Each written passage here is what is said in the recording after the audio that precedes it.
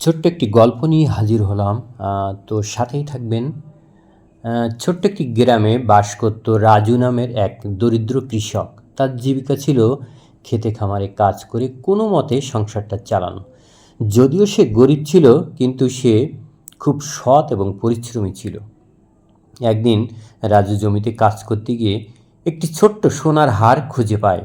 আশেপাশে কেউ ছিল না, তাই কেউ জানতেও পারল না যে রাজু কী পেয়েছে। চাইলে সে হারটা রেখে দিতে পারত এবং বিক্রি করে কিছু টাকাও পেতে পারত।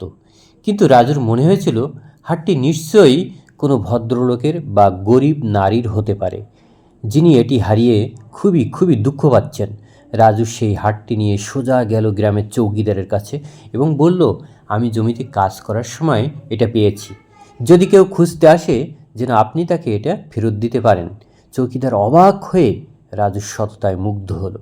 দুদিন পর গ্রামের এক বৃদ্ধা মহিলা এসে কান্নাকাটি করতে করতে বলল যে তার মেয়ের বিয়ের জন্য রাখা সোনার হারটি হারিয়ে গেছে।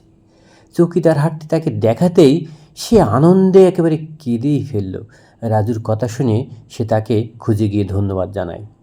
এর কিছুদিন পর জমিদার ঘটনাটি জানার পর রাজুকে ডেকে পাঠান এবং রাজুর সততায় খুশি হয়ে তাকে একটি চাকরির ব্যবস্থা করে দেন।